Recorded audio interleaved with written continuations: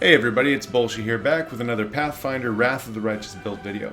Now, by popular demand, I put out a poll and my subscribers voted they really wanted to see a Death Knight build video. And I sat down and I did some theory crafting and I finally came up with something that I'm really happy about. Now, I should warn you that I played a lot of WoW, so I already have an idea of what Death Knight means to me. It means heavy armor, heavy melee damage, very, very hard to kill, a lot of survivability, and also kind of associated with cold, like Warrior of the Frozen Wastes type idea. So that's the theme that I was going for, and I think I did a pretty good job of capturing that. So we're going to take a look at the first level, and we're going to take a look at the first level in-game, and then I'm going to do a run-through of the spreadsheet. All right, so here we go. Now, our first level, because we want to go heavy armor, and eventually we're going to be getting into the Prestige class Eldritch Knight, which requires us to have martial weapons proficiency. This is key for having any really good hybrid melee caster build. Because we want those two things, heavy armor and martial weapon proficiencies, we're going to take a level of fighter.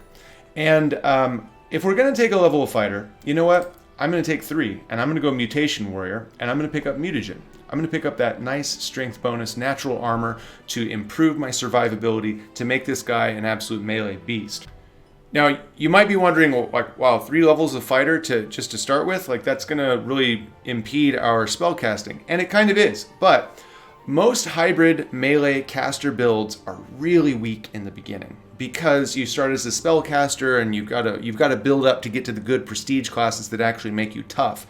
This is going to be the complete opposite of that. We're going to be front loaded with a ton of melee damage. Our character is going to be tough from the get-go, from level 1.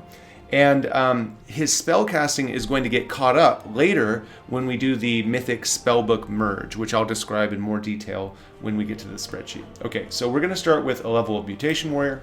I'm going to go human. If you're trying to do 2 things well, we're trying to do melee damage and we're trying to do spellcasting well, you need a lot of feats. So that human bonus feat is really helpful. Background, it doesn't matter. There's nothing that's really too important. The Gibeon Necromancer gets a bonus to undead summoned creatures' health. That is pretty thematic there. We're going to go with 19 strength, 12 dex, 12 con, and 16 charisma. Our skills are actually pretty important. Now, we might want to fight defensively, so you want to get 3 ranks in mobility. We definitely want to get 5 ranks of Knowledge Arcana. This is important for a prestige class later. So we're going to prioritize mobility up to 3, Knowledge Arcana up to 5, and then I want to max my persuasion and athletics with anything else. That's just my build. Now, for the build, for requirements, you definitely need Arcana and persuasion to at least 6. So we're going to max those out as soon as possible. Now, this is one of the reasons that I love taking a level of fighter first, is that we get 3 feats. So we get to start off first level really strong. Our first feat is going to be Power Attack. What this allows you to do is it's a toggle ability, and when you turn it on, you take a -1 penalty to hit, but you get a +2 bonus to damage. Now, if you're using a 2-handed weapon, you get to get a +3 to damage with Power Attack. And this only gets better when we take Mythic Power Attack, the Mythic feat later. It actually goes up to a +5 bonus. Now, as your base attack bonus goes up by multiples of 4, you get to stack this damage. So you get to take an additional -1 penalty, but you get an additional +3 to damage, or when you take the Mythic ability, +5. So tons of damage. Power Attack is absolutely mandatory for any 2-handed melee build. Our next feat is going to be Cleave. This is really great for us for the first couple of levels when we have only 1 attack per round. We can trade that attack for a standard action, which can hit 2 targets in front of us. So it can double our damage output. We do take a -2 penalty to armor class, but it's worth it. And finally, we get 3 feats, so we're going to also take Cleaving Finish. Whenever you kill somebody, when you reduce a target to 0 hit points, you get a free bonus attack on another target that's in melee range. So with this build, we're going to be killing things all the time. We're going to be getting great use out of this feat from level 1 onward. Deity doesn't really matter, but I will say we are going Lich, obviously, right? Death Knight, we're going Lich. So Urgathoa, which is the goddess of death, she has some nice little flavor text I don't want to spoil anything, but there's some nice little flavor text as you're going through the Lich Mythic Path, and I think Zon Kuthan does as well. We are going to be going with flails, so that's something to keep in mind. All right, so let's go ahead and take a look at the spreadsheet. Now, this is pretty complete. I go through all of Mythic Feats abilities. I've got spells and everything, so this is going to take a minute. Now, after we take our first level of Mutation Warrior, well, let's just take a little brief overview of the build itself. Now, like I said, we are starting front-loading this thing with a ton of melee damage. So we take 3 levels of Mutation Warrior. That gives us Mutagen. That's going to give us +4 to strength that we have for 30 minutes at a time. That's fantastic. That's, you know, you will rest. That will definitely last you from one rest to another. We get to use that once a day. It also gives us, I believe, a +2 natural AC bonus, and we take a penalty to intelligence, which doesn't mean anything to us at all because we're charisma based. Then we get into our caster levels. Now we have to take this because really what carries this build and what makes hybrid Gish builds possible for you to be good at melee and casting are these 2 prestige classes, Dragon Disciple and Eldritch Knight. Now, Eldritch Knight and Dragon Disciple allow you to increase your caster level while giving you just amazing melee abilities. All right, I'll describe what those are as we go, but here we go. And also, just thematically, the build is kind of like the guy starts out as a warrior, discovers his connection to the undead, and eventually ascends to, you know, become a Death Knight at around level 9. That's really when things kick into gear. Okay, so we're starting off with not a lot of caster levels. I have caster level here off to the side. And what we're going to do later is we're going to merge our Mythic Spellbook, and that's going to increase our caster level by a ton. Not only are we going to catch up, we are going to exceed the caster level of a normal full caster.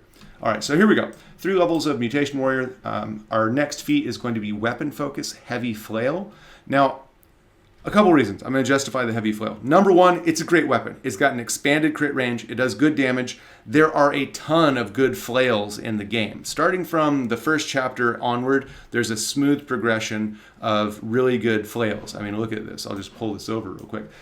Culminating with this thing. I don't know where this is, but it is in the, it's exclusive to Wrath of the Righteous, and this is perfect for our build. Eternal Winter. +5 heavy flail, frost heavy flail. When it confirms a second critical hit against the same enemy, they have to make a DC 35 check or become shattered.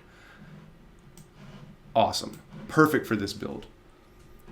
Level 3, Dazzling Display. Not great on its own, but it is a prereq for something that we're going to get a lot of use out of later.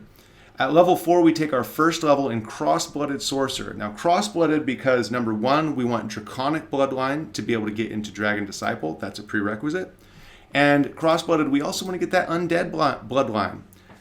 Just for the thematic choice. If you're a Death Knight, you probably want that Undead Bloodline.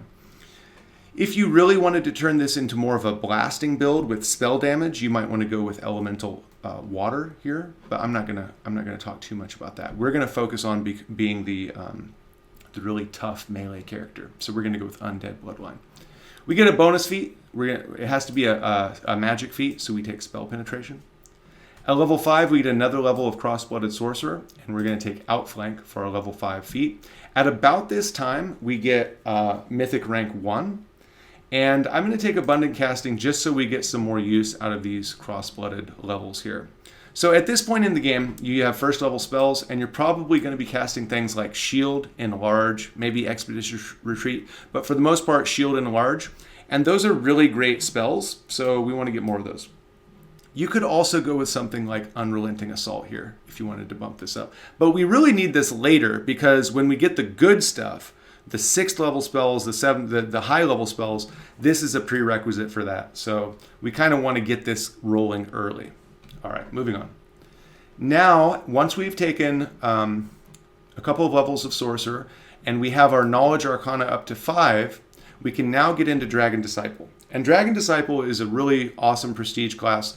It gives us bonuses to strength, it gives us bonus to natural AC. We get a breath weapon attack that matches the element of our bloodline. I chose White Dragon, which is a frost breath. So like I said, if you remember WoW, if you played WoW, you get a frost breath weapon ability, I believe it at Dragon Disciple 3. And we get some, our BAB increases much faster going Dragon Disciple than going Sorcerer. Okay, so level 6 we get into Dragon Disciple. Level 7 we get a +2 increase to Strength.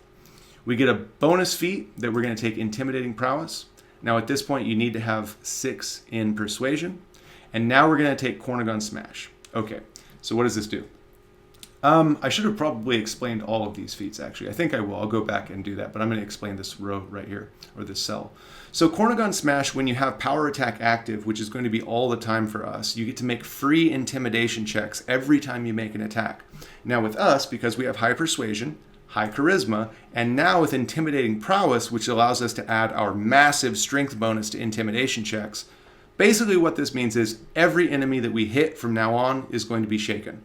No doubt about it. Unless they're explicitly immune to the shaken debuff, those enemies are going to be shaken. So this is awesome for us. And it gets even better later. Spell Penetration allows us to pass spell resistance checks. It gives us a +2 to pass spell resistance checks. Outflank increases our flanking bonus by +2. And also when other members of the party have the outflank feat, when somebody crits, you get an attack of opportunity. You get to make a free attack. All right, let's continue on. So level 8, take another level in Dragon Disciple. We're also increasing our strength every 4 levels. All of our ability score increases are going into strength. We are a very melee-centric build here. We want high strength. At around level 7, we also pick up our first mythic feat, and I'm going to go with Mythic Power Attack here. That increases that bonus damage from +3 with a two-handed weapon to +5. So for us right now, that gives us an additional +10 to damage because Power Attack scales with your BAB. So every time you go up a multiple of 4, you get an additional +5 damage now. So very, very solid for our damage. At level 9, now this is really the big level. This is really where your power just increases massively. And also it's really a cool level thematically as well, because you get a bunch of things. You hit Dragon Disciple 4, that gives you 2 extra strength, gives you 2 extra AC, I think, 1 or 2 AC. You get Shatter Defenses. What this allows you to do is you now attack flat-footed AC every time you attack somebody that's shaken. And remember, we automatically intimidate everything we hit. So from now on, you're going to be attacking flat-footed AC like 100% of the time.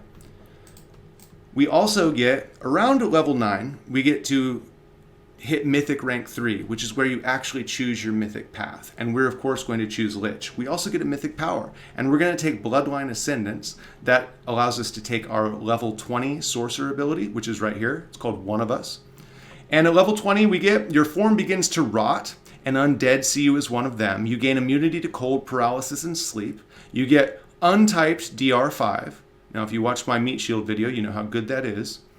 And you receive a +4 morale bonus on saving throws made against spells and spell-like abilities cast by undead. Okay, awesome. Thematically, very cool. We just became a Death Knight.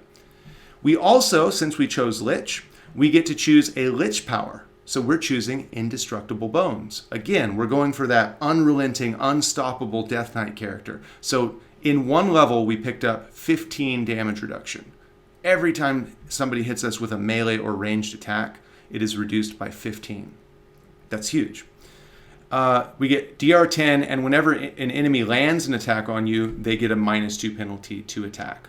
I guess I cropped that out there, but anybody that hits you gets a -2 penalty to hit you from then on. Also, at this level, we get our Spellbook Merge. And what that is, the Spellbook Merge is something that's special to Angel and Lich Mythic Paths. It allows you to add your Mythic rank to your caster level, and your new caster level, like everything about your caster level, your spells available, spell damage, spell duration, is calculated using your new improved caster level. So for us, for example, when we hit Dragon Disciple 4, that we have 1, 2, you don't get a caster level here, 1, 2, 3, 4, this will be 5, and then we get to add our Mythic rank, which is 3, on top of our caster level, so we now have caster level 8. So instantly we went from 2nd level spells to 4th level spells. And that only gets better as time goes on. All right, big level. We're massively powerful now. At level 10, we now have the caster level to be able to cast 3rd level spells. We couldn't get that until our Mythic Spellbook Merge. So now we have 3rd level spells and 4th level spells, and we can start jumping into Eldritch Knight.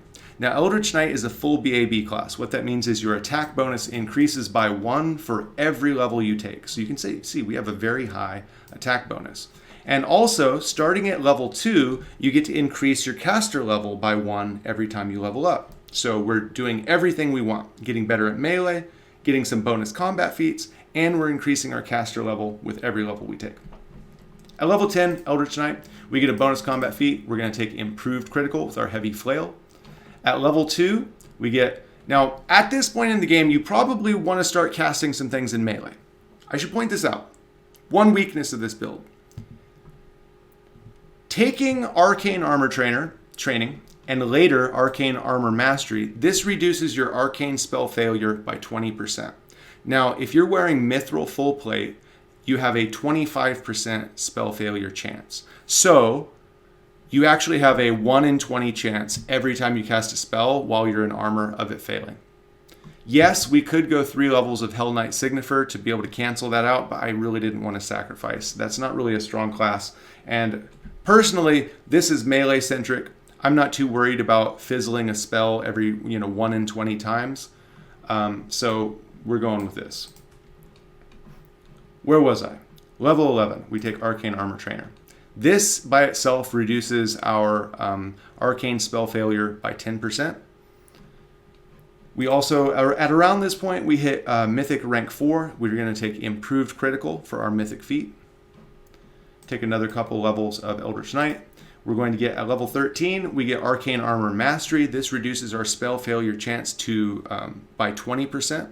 So now if you're wearing Mithril Full Plate, you only ever have a 5% chance of failing your spell. To me, that's worth it. We also hit about Mythic rank 5, so I'm going to take Improved Abundant Casting. The Lich spells at this point, let's see, we have caster level 13, so we're casting 6th level spells. We get full benefit from this, and there's some really great spells through 4 through 6. At level 14, we take our 5th level Eldritch Knight, we get a bonus combat feat, and we're going to go with Greater Weapon Focus for Heavy Flail. Now, Eldritch Knight is great, increases your casting. It also, all of your Eldritch Knight levels count as fighter levels, so you can get really nice exclusive fighter feats by taking levels in Eldritch Knight. So right now we're up to actually 3 from Mutation Warrior, 5 from Eldritch Knight. We're at fighter level 8, which allows us to take this feat. At level 15, we're going to take Greater Spell Penetration. We took Spell Penetration earlier for our Sorcerer level. This is going to allow us to actually land our spells.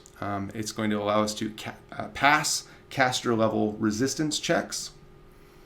And at about this time, we're also going to hit Mythic rank 6, and we're going to take the Mythic Spell Penetration Mythic feat.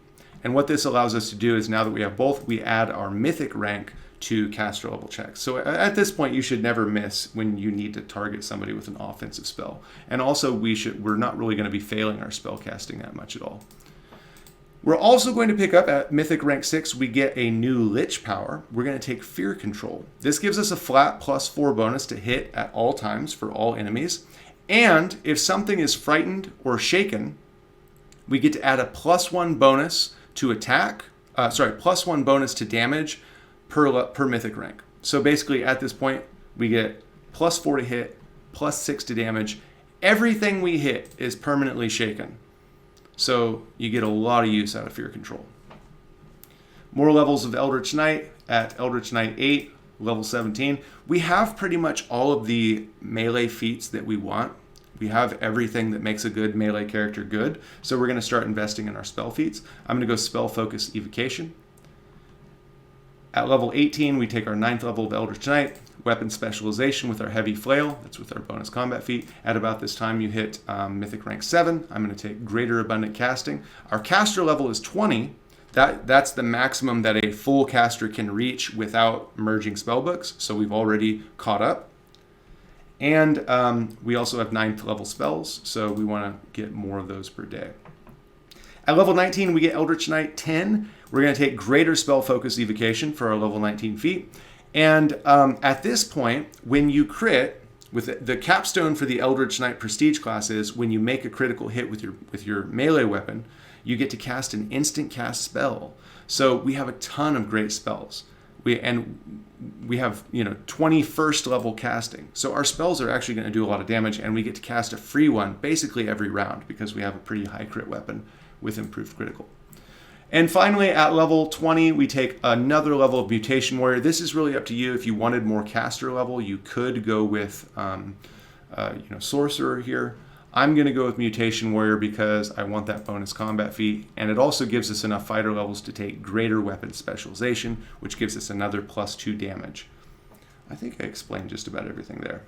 Also, at about this time, now here, I didn't get this far in the game. I only ever played the beta, so I don't know when Mythic rank 8, 9, and 10 happen, but here are the feats and abilities I would take. Weapon Focus at Mythic rank 8. That doubles our bonuses from greater and regular weapon focus. Unrelenting Assault. First of all, I just like the name. It's awesome for our build. Unrelenting, being unstoppable is kind of like a hallmark feature of Death Knights. But it's really good too. You get a stacking +2 bonus to damage every time you make an attack. And finally, Weapon Specialization got changed in the last beta. This is going to give you an additional +1 to damage. Because we have both weapon specializations, I think we get +1 to damage per mythic rank. So this is actually an additional +10. I might be wrong on that.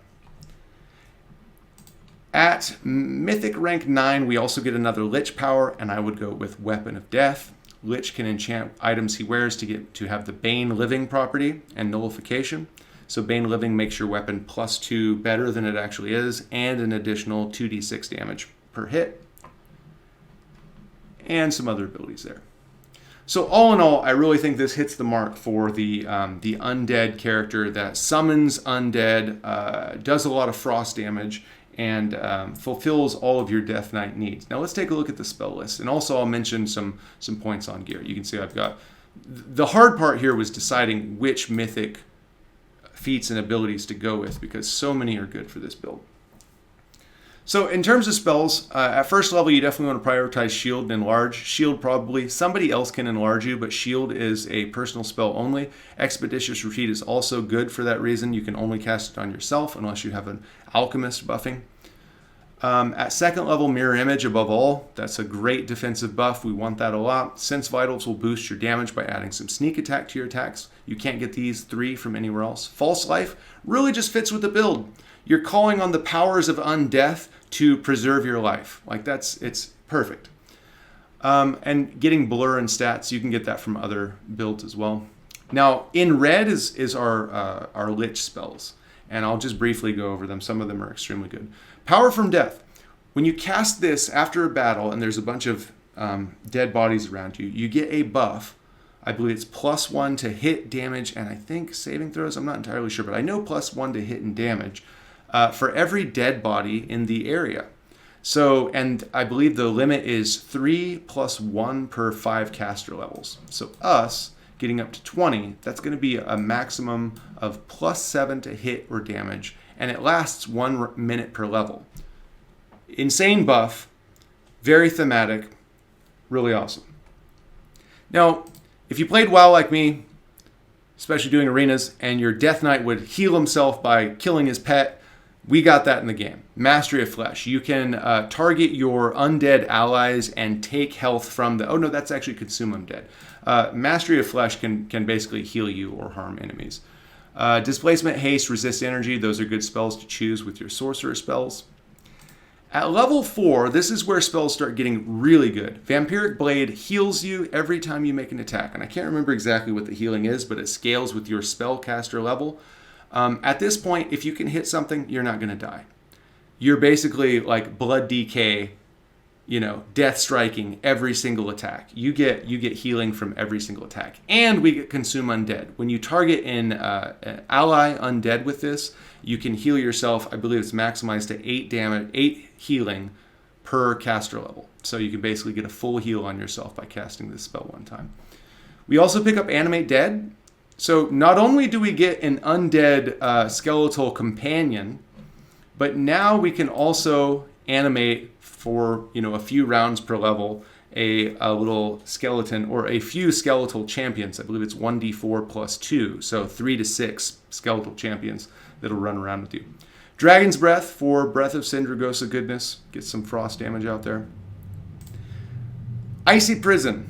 Prison is a great CC spell, and also it just really fits with the cold theme. I put some spells in blue because they come from a ring that you get in Chapter 4, called the Ring of Boreal Might, I believe it is. And you get that from Storyteller when you, well, I don't want to give, when you see him again, let's just say that. When you see Storyteller again, you get to buy that from him.